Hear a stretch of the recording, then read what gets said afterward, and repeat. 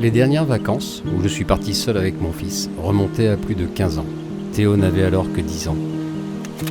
C'était l'occasion de repartir entre père et fils et lui faire découvrir des paysages somptueux et de nouvelles cultures.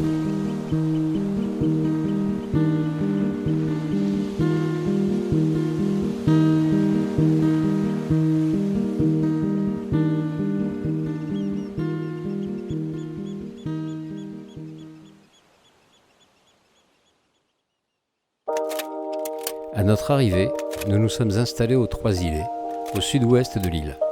Théo y découvre un aperçu de ce que nous offre la Martinique entre paysages féeriques, iguanes en liberté, le tout bercé par le doux bruit de la mer des Caraïbes. Nous prenons la route direction Saint-Pierre au pied de la montagne Pelée. Saint-Pierre qui fut entièrement ravagé par l'éruption de 1902 et dont les retombées de cendres ont définitivement transformé ses plages en étendues de sable noir.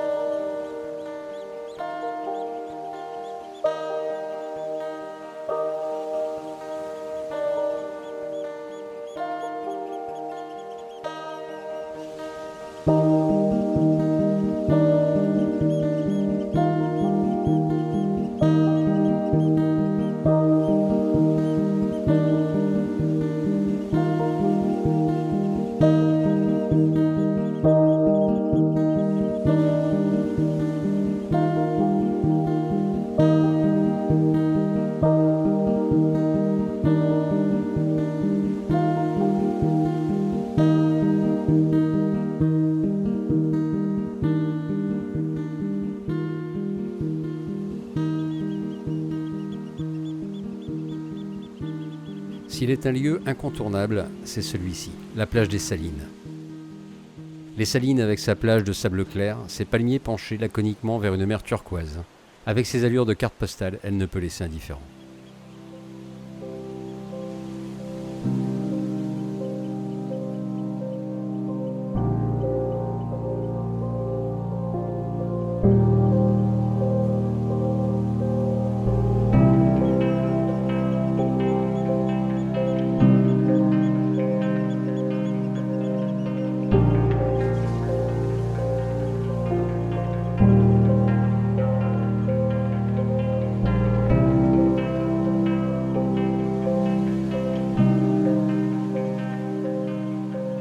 Je suis ravi de voir, dans les yeux de Théo, le même émerveillement que celui que j'avais lorsque dans ma jeunesse j'ai découvert cet endroit pour la première fois.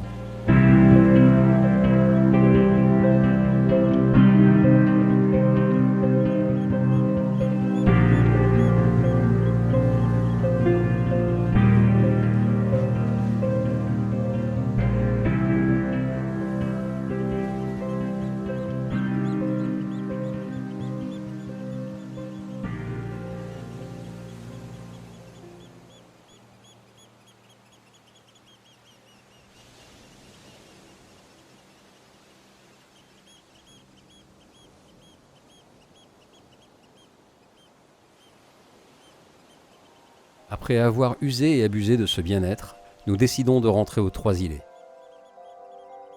Une longue journée nous attend demain car nous prendrons la direction de la Romerie Clément, de l'autre côté de l'île.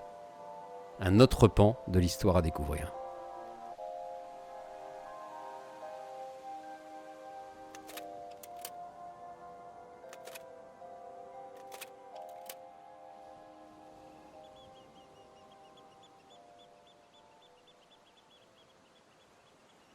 Nous arrivons à l'habitation Clément, où se tenait ce jour-là une exposition d'art. Construite en 1887 par Omer Clément, elle fut et continue d'être l'une des plus anciennes et plus grandes romeries de l'île. Nous sommes partagés entre découverte et compassion pour ces hommes et ces femmes qui y travaillaient, baignés par l'odeur du rhum qui émane des chais. L'habitation Clément fut aussi le lieu de rencontre entre George Bush et François Mitterrand le 14 mars 1991 pour le rétablissement du Koweït et de son indépendance.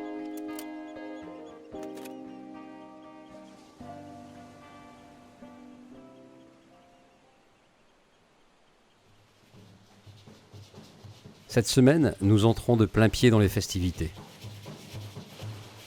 C'est le moment du carnaval. La Martinique va se déguiser et danser durant les 4 prochains jours au son des musiques créoles.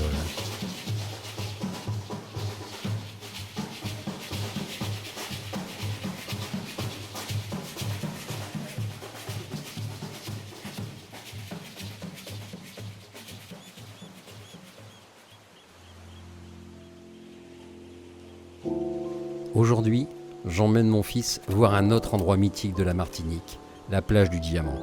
Son nom vient du rocher en forme de diamant et posé à quelques encablures de la côte. Nous prenons la voiture pour rejoindre la ville Le Robert, au nord-est de l'île.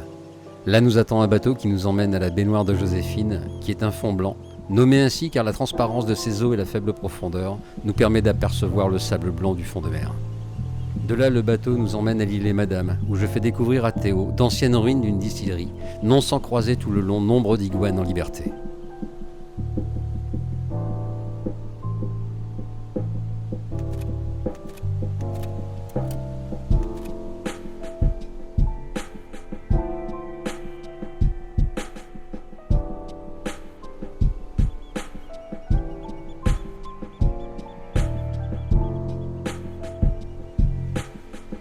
Mais il se fait tard. Il est l'heure de rentrer pour nous préparer à la randonnée qui nous attend demain. Direction Le Prêcheur, au pied de la montagne Pelée. Une sympathique martiniquaise, lors d'un petit déjeuner, nous a conseillé d'aller à la cascade de la Couleuvre. Moins touristique que celle d'Ajoupa-Bouillon, elle reflète au mieux la nature sauvage de la Martinique.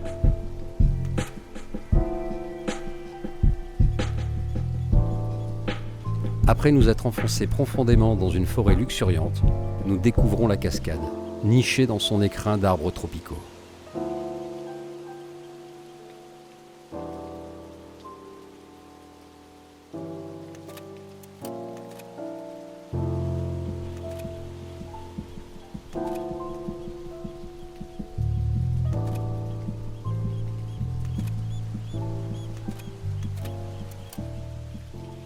Nous reprenons la route vers les jardins de Balata, situés un peu au-dessus de Fort-de-France, sur la route de la Trace vers Morne-Rouge. Ce parc a été créé en 1982 par Jean-Philippe Toz, un horticulteur et artiste. Ce ne sont que anthorium, hibiscus, nymphéas exotiques, roses de porcelaine. C'est une explosion de couleurs et de senteurs.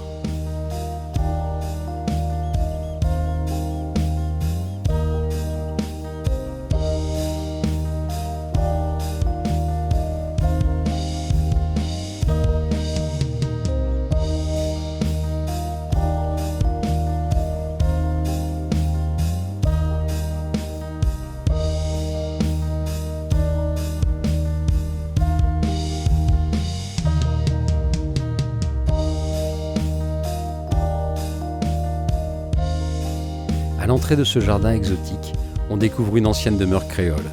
Nous sommes surpris par la présence de nombreux colibris venus se désaltérer à de petites fontaines suspendues. Malheureusement, le séjour touche à sa fin. Mais je suis heureux d'avoir pu faire découvrir à mon fils non seulement de somptueux paysages, mais des gens, une culture, des traditions et un accueil. Heureux de voir dans son sourire et dans ses yeux que ces vacances resteront gravées à jamais.